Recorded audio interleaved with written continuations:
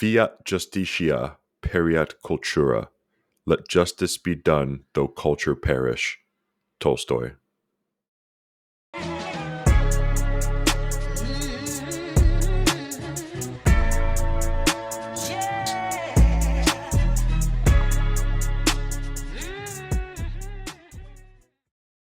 Alrighty, welcome back to another episode of the Full Metal Cast. I know I promised a guest, however, with the holidays, had to reschedule, so you are stuck with me on Black Friday. Haven't done any shopping yet. Probably won't do any shopping today. I've sort of scanned a lot of the deals, and none of them really sticking out. I'm thinking about pulling the trigger on a Texas holsters covert inside the waistband holster. Looks pretty cool. Looks pretty neat. I've always sort of wanted a TX holsters rig, so we'll see. I'll keep an eye out. Maybe Cyber Monday will be the time I strike on that. Not sure how Thanksgiving dinner went for many of you, but I did the thing. I was unable to keep my mouth shut. It all started when someone kicked off a toast to the God Emperor, to which I ended it with "Let thy shackles be light." Got a lot of looks there, and then over dinner proceeded to then scrap with family members because I was just hearing too much mouth service about how the emperor himself is going to deliver us from all of the snares and evils of the government, even though he is the government. And, Trump delusion, you hear the phrase a lot. It goes both fucking ways, right? Like, yeah, you get a lot of really angry libs in the street, saying that doomsday is upon us, that all of our rights are gone, it's the Handmaid's Tale, which is hilarious because the majority of the white women who cosplay and, invoke the Handmaid's Tale when referring to government don't realize that it is actually based on the Islamic Revolution and Sharia law. Excuse me. So I find a great deal of pleasure in reminding retards of that. But anywho, the other side of the derangement or the delusion is that he can do no wrong. That all of COVID, at the start of it, he's not responsible for pushing the vaccines through, that Fauci wasn't his dog at the time, that people didn't lose their jobs when the vaccines first came out, when I can name you several individuals just in our group chat who lost their jobs because of it, and other people who were coerced into getting it as well. People will refuse to acknowledge the fact that he allowed the entire country to be shut down along with the rest of the global economy, leading to the housing market, the inflation, the economy that we have today. He's directly responsible for it. And so is, his successor. They all are. But to pretend that one isn't responsible while the other is simply because one represents blue and you voted for red is ridiculous. I also heard during the toast, that this last election really showed, how the people came together and how democracy won and all that. And I didn't really know how to word it properly or push back on it, but I almost asked, so where do those 20 million votes go from last year? Like, you still believe, without any change to the system, despite you all crying that it was stolen last year, you put blind faith into it this year, and you believe that it did work this year simply because you won, despite the fact that the numbers only continue to prove that it's something really ain't kosher with the democratic process, quote unquote, as it's called in this country. But anyways, I went on this rant arguing with family members, so much so to the point where, while I was in the middle of saying how you are all simply taxed cattle and your children will be ushered off to war while they sit in their mansions behind walls that they've built to keep you out, while their stock portfolios just continue to raise higher and higher while your children die, and you just look like morons for praising these people. I was left with maybe two other people at the table that originally was over 30, because people felt like it'd be more fun to clean, I think, than listen to that. So I think envelopes and stockings this year for Christmas are going to come in a little light after that rant, but that's okay. I was pretty sauced going into it. I was having a good time. I have fun with it. I don't start getting combative. I get very passionate about it. I don't attack anybody at the table. I attack their ideas, and that obviously bothers them quite a bit. But at the end of the day, it all ended well. I think the last two people at the table and we all cheers, we laughed at how heated it got, and we all, just sort of carried on with the night and walked away. But it is interesting how nobody is able to really provide an adequate counterpoint for the fact that supporting and, propping up this system that stands on violence and coercion is immoral. Regardless of if you choose a lesser, evil, quote unquote, that's subjective, by the way, as well, as you've seen come election time, and how religious and cult like it gets, that everyone seems to stand on the side of the lesser evil, and devote themselves to whoever is the mouthpiece of that lesser evil. But show me where in the Bible it shows that you should indeed usher in, worship, and support evil at all, whether it be lesser or greater. And once you get to that point, people really don't have a pushback. And I told everyone at the table as well. And this, listen, I'm backing up myself right now, but I'm not proud of what I did. I know, and I have always said, I'm not going to change anyone's mind. No one's going to change anyone's mind. People have to come to their own conclusion about things. But nonetheless, I was like 6 whiskeys deep, hadn't eaten a thing all day, so I let it absolutely fly. Um, but when you start making it very clear that you are not free here, that you have no freedom, that you are simply slaves and tax cattle, and remind people that what happens if you stop paying taxes, you're thrown in prison or you're killed if you resist. It's simple as that. You must pay your ruler. You must pay the system, which stands on violence and coercion, right? Because if you do not pay your tribute at a minimum, there's other things you must do, but at a minimum, let's bring it down to bare bones. If you don't pay your tribute annually, they'll kick down your door and arrest you and make you their slave, their actual physical slave through prison labor, right? Or kill you if you resist. And that's the fact of the matter, right? That's bare bones. That's undeniable. And people always push back. Oh, so what are you going to do about it? You're just going to complete. How are you going to change anything about it? Well, for starters, I alone am not going to change anything about it, right? But it's an attitude thing, right? You people parade around in the street, you invoke some politician's name as if he is your god. You hang signs and banners and wear shirts and hats and jewelry. Some people even get it tattooed as if he were your god. It is very much a religion. It's a cult because it is just straight up racketeering. And that's like one of the largest things that you can do to step away from and to sort of change things, right? Is to completely change your mentality about how this is.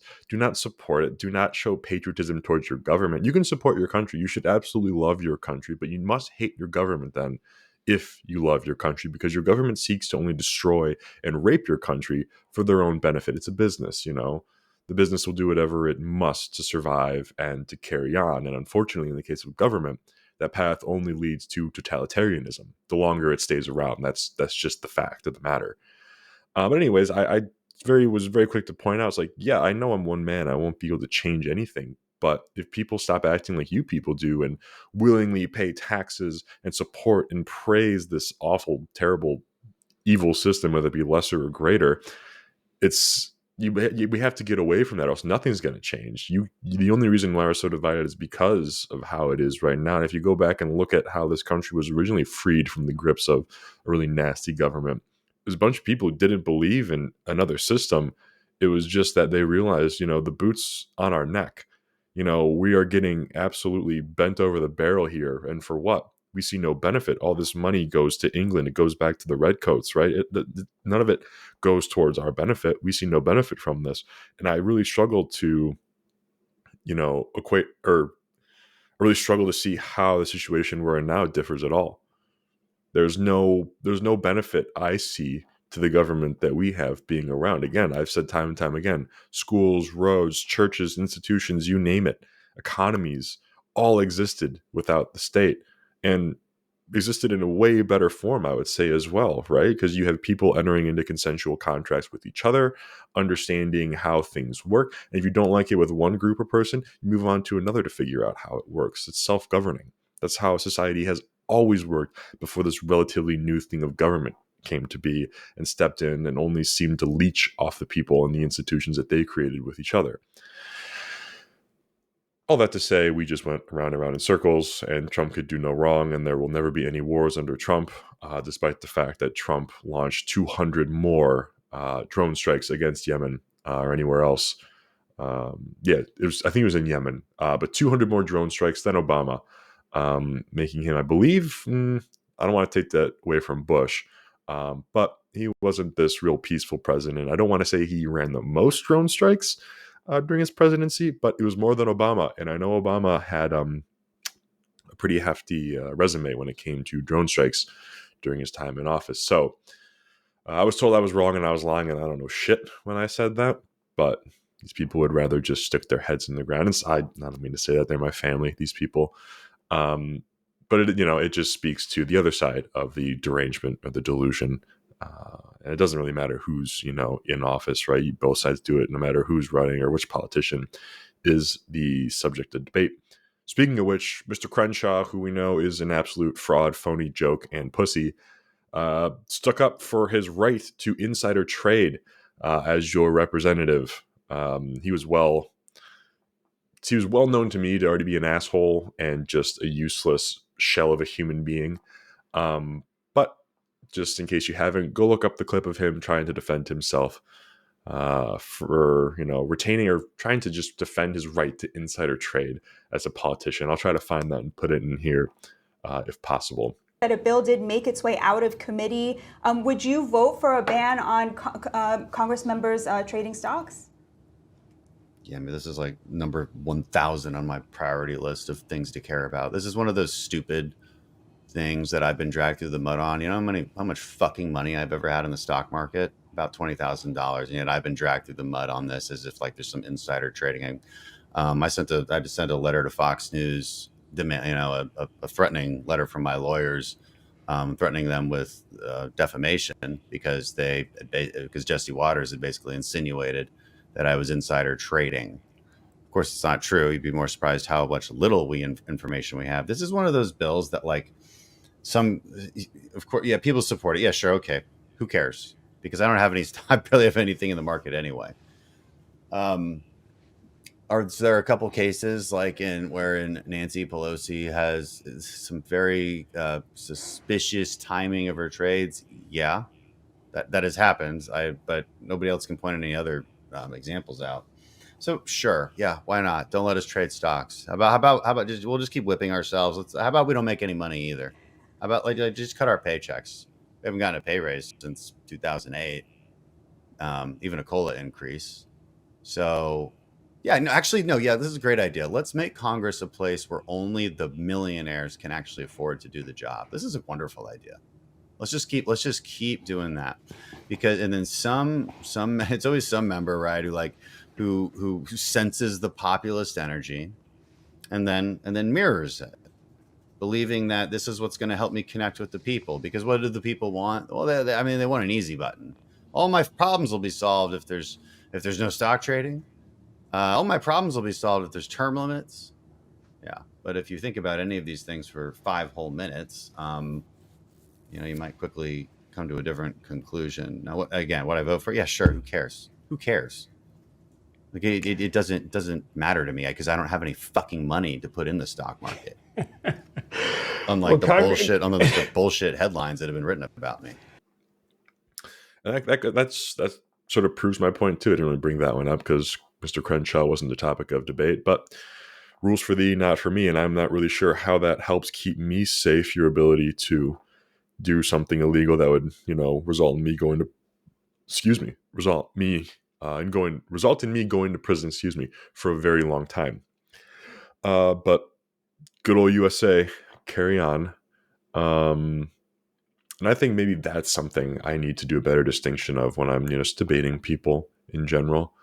Why is it that pretending I'm talking to somebody who is, a statist, who worships politicians, who worships the Democratic or the Republican Party, why is it that you believe that the state and the country cannot be separate things? Why do you believe that in order to love your country, this beautiful land and this beautiful people, you must worship and love and pay tribute to a political party at all costs, when all that party has done is seek to just destroy this country and rape it of its resources and its people and the will of its people for the financial gain of those who are supposed to represent you?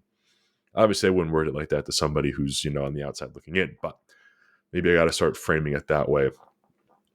So that was Thanksgiving. I did eat a lot. I don't remember eating a lot, though, because I was so inebriated. But it's always fun, right? It ended up well. We all watched football. We all hung around for a little bit after, had some pie. that's how it should be. I think you should be able to get in very heated debates for those who want to keep their head in the fire, like the three of us who remain at the table did. And you cheers, you drink, and you walk away, right? We're not going to solve the world's problems there, but that's how important conversations happen. That's what important conversations are.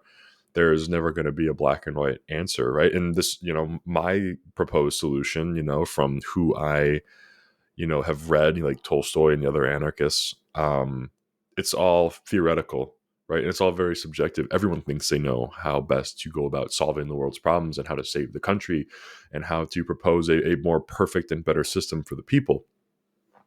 That's what the Constitution was written. That's why I went to war with Britain. Everyone's going to think that. And there's never going to be a real black and white or clear or 100% positive answer or outcome that really takes place in the real world. That's, again, it's a human issue. It's going to be gray, but that's why I have fun talking about it. And again, don't attack people when you're in that. Attack the ideas. And if they get real spun up and start attacking you, that says a lot about them and their ideas. Let's see. What do we got coming up here? A bit of a lull before the next holiday, which will be nice. I'm recording this now as there's a couple inches of snow on the ground, the first real snowfall we've gotten. We had a little powdering earlier this week, or last, I think, but right now it's like the first pretty substantial one. I'm going to try to hit the road here, drive south about an hour or two. So I'm hoping the roads are cleared off. The war chest was very much packed, though, last night, I will say. And listen, I'm very thankful that we made it through a very distinctively American holiday, that being Thanksgiving, obviously, without something stupid happening. It is my belief that if there is some escalation or if there is a strike that ever happens stateside, it'll take place on a holiday, on a large holiday. And I figured, given the temperature of things out in the Ukraine and Russia, it would make sense if something were to happen or to go off on a very American holiday. I'm glad it didn't. But I made sure to have the kit in the chest locked up in the back of the truck. So that was in there. I traveled with that. I showed one of we had a family friend who came over. She's from the Middle Eastern area. My parents met her through church, and she wanted to take a picture. Outside, actually, she wanted to take a picture in front of my family's Trump flag with my mom and my dad. She's fired up about freedom because she came from a really shitty country where that really doesn't exist, and her family still lives over there. So she wanted to take a picture with my mom and dad in front of the Trump flag, and so I ran out to the truck. I pulled out the suppressed for 12 and a half, slapped a mag in it, made sure it was clear, obviously put it in her hands, and I was like, here you go, it doesn't get much more American than this. And she got a kick out of that, so that was pretty hilarious. And then right as I handed her the rifle, my aunt and uncle with their two daughters, young daughters, pulled up, and I was like, here we go, we're about to get an earful for this. My aunt basically had hid her daughters away so that they couldn't see the gun or anything, and that's her choice. It's her kids. She can choose whatever they're exposed to, as she's their mother. But even her husband, my uncle, fascinated by it. That guy gave him the rundown, showed him the manual of arms of an AR because he's not familiar with that. Let him know what went into it, what I bought, why certain attachments were on, and that's the 14.5's got, the lead and steel, the silencer co Chimera on it, the Dogman, I believe, Magwell. I'm still torturing that SMS laser that refuses to die on it. Banged it around in shoot houses, but have yet to really put it through any sort of cold weather or waterproofing. So this winter, we're going to try to kill that thing in the snow and the ice and the muddy, slushy ground that is Michigan during the winter. So he had a lot of fun with that. But it just sort of goes to show that if you go about it in a fun way, you start to meet people in the middle, right? She wanted a picture in front of the Trump flag. Hey, here's a gun. I definitely would never take a picture in front of the Trump flag, but I get it.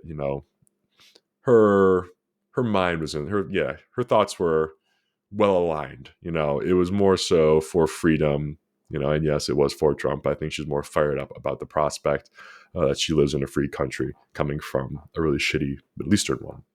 Oh, I saw there was news of a ceasefire in the Middle East. I'm not really sure about the details. I think it was between Israel and Hezbollah. Could be wrong. Huge if true. We've seen time and time again there's been proposed ceasefires and someone breaks it, and off we go again. Hopefully this one sticks. That's one less war we have to worry about. Um, yeah, that's all I really got about that. I know nothing about that situation other than someone's got to deliver the Middle East to BlackRock to redevelop. So I have little faith that it'll hold, but I hope it does.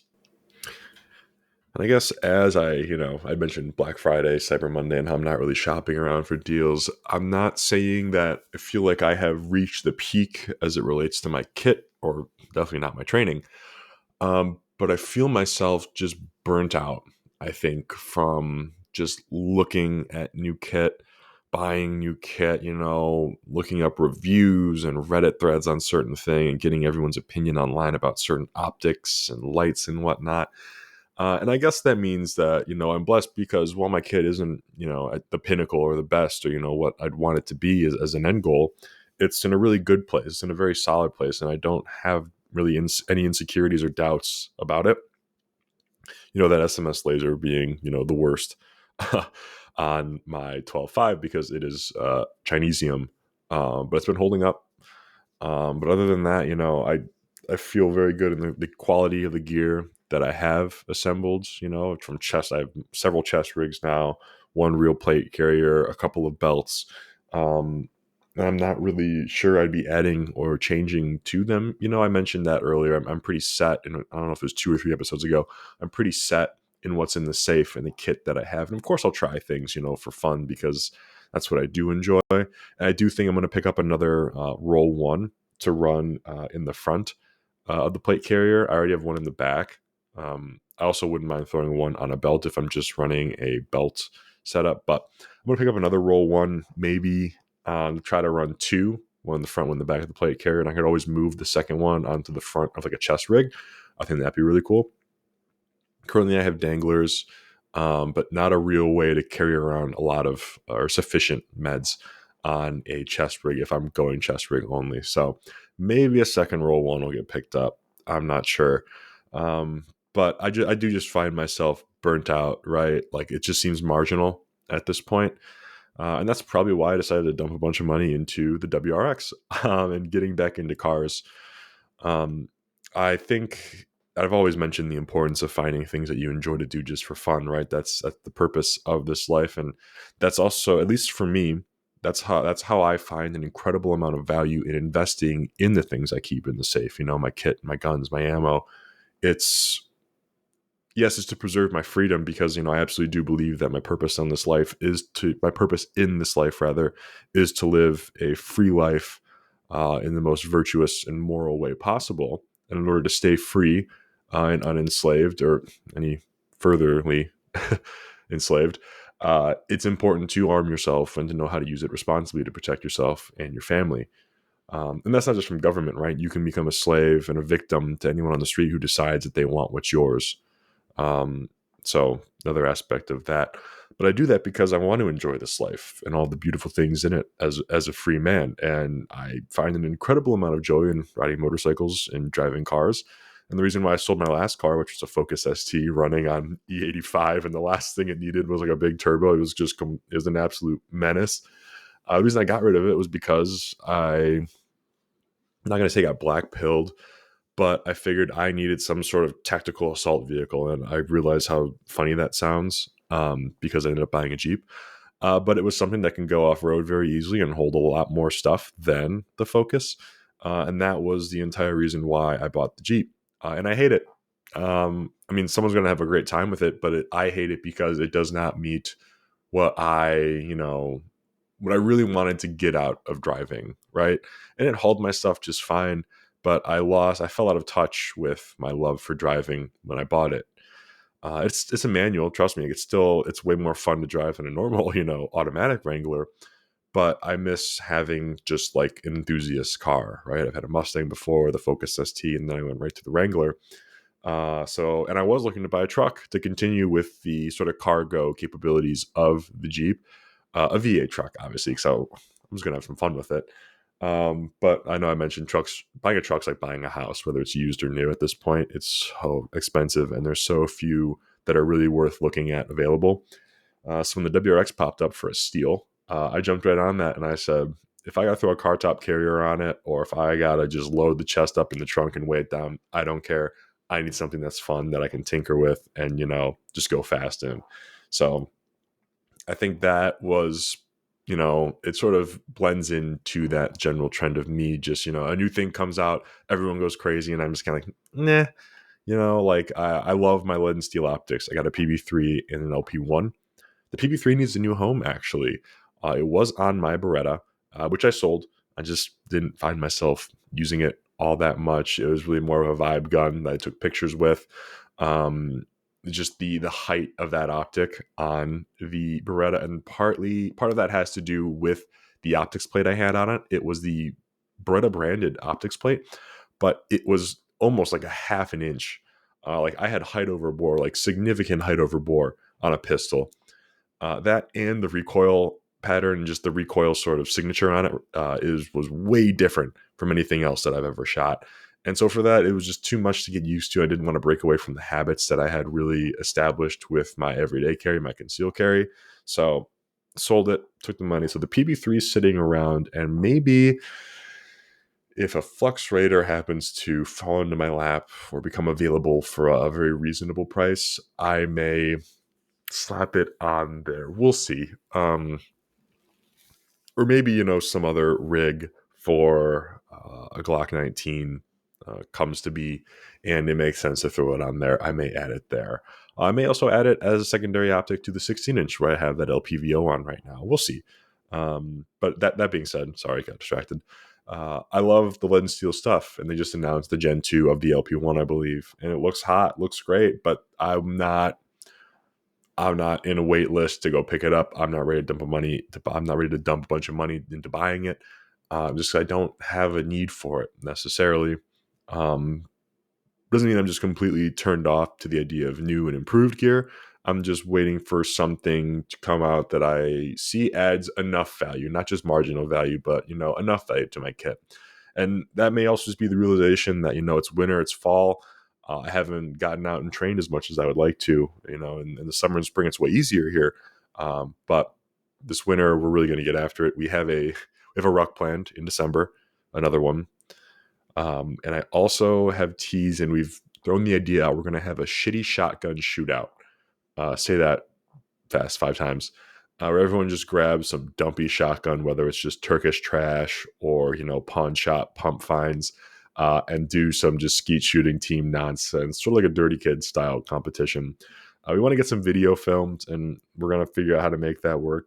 But I think the shitty shotgun shootout is going to be an absolute riot. So hopefully that happens soon here, and it'd be kind of cool if there is snow on the ground when we do it. I think that'd be that sort of add to the vibe.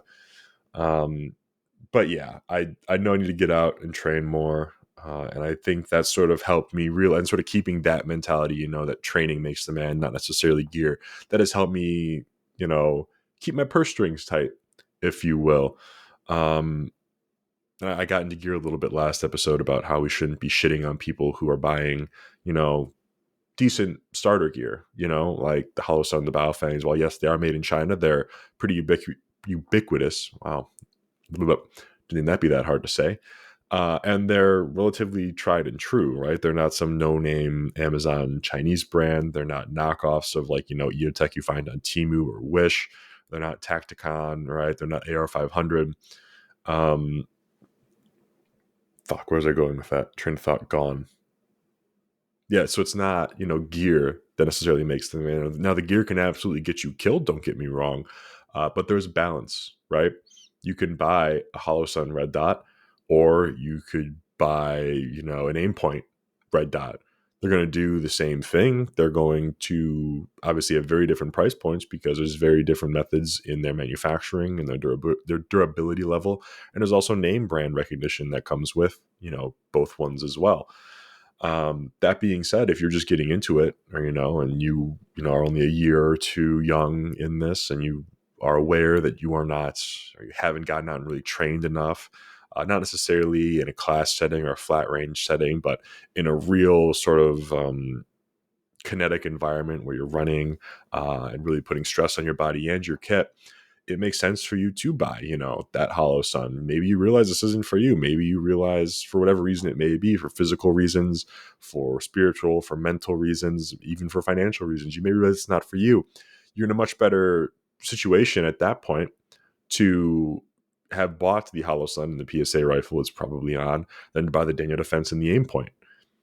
Simple as that. You're just getting started, right? And you work towards those things, right? There's a concept of a starter car. There's a concept of a starter home. You don't immediately get into the market and say, I'm going to buy a Lamborghini. You don't immediately jump into the market and say, I'm going to buy a $3 million mansion. That's just not necessarily how it works. You build up to it and you realize the need and your want for those nicer and more expensive things sort of meet in the middle. And what sort of helps them meet is training, is my theory there, right? Because the better gear will likely grant you marginal improvements, but your training is going to do most of the carrying of you. And I'm thinking, my theory is that is what has sort of helped me realize that I'm at a decent place with kit and gear, and dropping hundreds and thousands of dollars just because things are on sale may not be the greatest thing. So that was probably a little redundant as I stumbled and rambled on through that. I guess to make a long story short, starter gear versus Gucci gear. To get from one to the other, you got to train. I think your training will reveal your need for the better gear and will justify your want for the better gear. That training is going to marry the needs and the wants for that upgraded gear. That being said, if you have the budget and you're convinced and you can, go right ahead and buy the better gear. But just don't feel shame in, buying the starter gear. There's nothing wrong with that. And we need to do a better job as a community and not shaming people for doing that. That being said, the memes are absolutely hilarious. The Hollow Sun, the PSA memes are hilarious. Olight, I don't know if I touched on that brand in the last one. That deserves the hate. I'm sorry.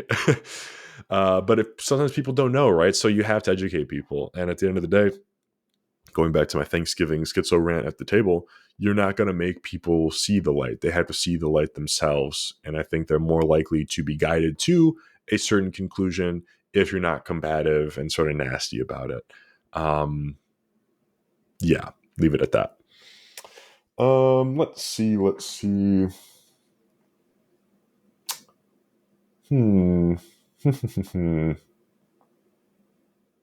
Ooh, thinking about doing a knife giveaway. I've had a knife sitting around in a box for some time. I have no idea what it is, but it looks kind of funky, kind of neat. It's a Skinner knife, I believe is what it's called. So we'll see how I want to sort of get that giveaway. I may bundle it with some of the folks in the chat. I know the guys are trying to get some things together. I know Cry Cowboys put some products out before and ran some giveaways. So we may throw that in a bundle to give away around Christmas time. I think that'd be really cool. Hopefully the next episode will be the guest. I was told Monday or Wednesday in this upcoming week will be the best time to record. Again, looking very, very much looking forward to speaking to this individual. Just an absolute all-around badass who has built an incredible brand in the Cucked Canuck country. Say that one fast 3 times. Resident of Canada on the Pacific Northwest. So yeah, fingers crossed we can nail that down. I should probably stop foreshadowing that's coming without actually doing it, having it recorded and in the editing process. But I'm just very excited. Someone I followed for a very long time who reached out on his own after I tagged him in a picture and said he'd love to come on and talk about freedom and health. And coming from Canada, I have no doubt he's going to have some takes that we can all relate to and identify with. Oh, yeah, that I just remembered. For a while, I had been out of Spanish cedar for the humidors. I didn't know I was running low. I sent the last humidor out the door and realized, oh shit, I don't have a lot left. So I went back to the usual supplier that's just up the street from me where I've bought it before. They've been out of stock for months. I called them and asked, hey, what's up? Are you ever going to restock this? To which they said, nope, we've been out for a while and we don't really see ourselves restocking it. It's just too expensive and it's very hard to find right now. And unless you're living in Florida, you're not going to find it for a price that really makes it worth it, even at like wholesale, he said. So they completely stopped carrying it. So that was an interesting one, right? Because Spanish cedar is the traditional wood used for humidors and for storing cigars. Uh, that being because two reasons. As a great scent, it sort of helps accent the smell of cigars. And I have been told, I have not tested this myself, it'd be a very interesting theory, that real snobs, real purists can tell if a cigar hasn't been kept in Spanish cedar. And that if it's kept in an alternative cedar, like red cedar, for example, they're going to taste and smell like a clothes closet, like a shoe closet, which I find interesting. I find that a lot of the flavor profiles and descriptions of flavors in cigars are very nuanced and they're not super bright and vibrant. Right? Like if you read like a label or tasting notes of a cigar and you get like coffee or leather or chocolate, they're faint. It's not going to be like, oh, I just took a sip of coffee or I just bit into a bar of chocolate. They're very, very, you really got to search for them, but you can pick them up, right? So I struggle to really believe that using a different type, like a red cedar, for example, maybe it's a really aromatic wood that can happen. And maybe my palate just isn't as refined. Um, but I thought that was interesting. So that led me down the rabbit hole of, okay, what the fuck do I do now? There's like 3 or 4 alternative woods that are used for humidors and cigar storage. So I went around looking up which ones seem to be the most available in my state for local pickup or, the cheapest delivery. I ended up rolling with West African Sapele or Sapele, Sapele, I believe is how it's spelled. And its properties are very similar to Spanish cedar. It looks like Spanish cedar. And it smells similar as well, and it also has a very similar moisture retention quality, which is the other reason why Spanish cedar is chosen for cigar storage. It holds moisture and releases it. It's very easy to manipulate the moisture level in the wood, and same with Sapele. So we'll see what happens. I found a great supplier actually who didn't charge me extra for making cuts. I bought like a couple 4x8 sheets and I told them, how many cuts I need, which cut out a lot of time in my production process. Whereas at the old place, I would just buy, 4x8 foot sheets and I'd have to cut them with the table saw in the driveway, which was not very efficient. That size wood sheet is massive. And so it takes a very long time to make sure the cuts are straight and accurate with my Harbor Freight table saw. So I got them to cut them down to the dimensions that I needed, or roughly. I basically picked like the largest cut that I would make and just told them to max it out. However many you get of that cut, and send me the rest of the scraps afterwards. So I just have to make 1 or 2 adjustments to finish a humidor on all sides and then get it out. So we'll see. Excited to get it in and start working on it. I have a couple Christmas humidors that were ordered by people that I have owed to them. So that's exciting. I had a buddy of mine give me a really old vintage looking humidor I've never seen. I'm going to try to make one out of that here. And that may be a Christmas gift to him or a giveaway. We'll see. However we want to proceed. Yeah, that's all that's really going on. Playing around with a new shirt design inspired by professional shooting shirts. It's a good one. It's very much in the early stages of development. I have exactly how I want it to look. I have drafts. I have design, vectors. Just finding the best supplier of the shirts at this point. It's very expensive to make, it turns out, with so many images and texts on it. But it's going to be worth it if we can find the right producer to print and ship these things out. I'm very excited. That's going to be it for me. It's going to be a real short one after Thanksgiving here. It's on a very snowy Black Friday. Hopefully the holidays and the Thanksgiving dinner went much better for you than it did I, and you had greater fortitude than I did when it came to holding my tongue and keeping the peace at the table. But if not, let me know what happened. Tag me in a story, send me an email or a DM describing how you ruined Thanksgiving dinner. This is, well, that's what those times are for. I think at the end of the debate, my grandpa said I shouldn't have brought up politics or religion at the table, and I just told him, I was like, nope, that's what Thanksgiving's all about, baby. And we laughed and we cheers and we carried on. So that's fun. So hopefully, no harm, no foul done to those who did decide to shake the tree a little bit at the table. But please do share your story if so. And you know what? Try to tempt me this Black Friday to be financially irresponsible. Send me the most interesting deals, the coolest things that you've seen on Black Friday that you're going to buy or are thinking about buying. Because why not? That's just the American consumer in me, the good little American to consume product and get excited for next product. Send them over. Let's take a look. But until then, stay metal, stay safe, and stay healthy. Thank you.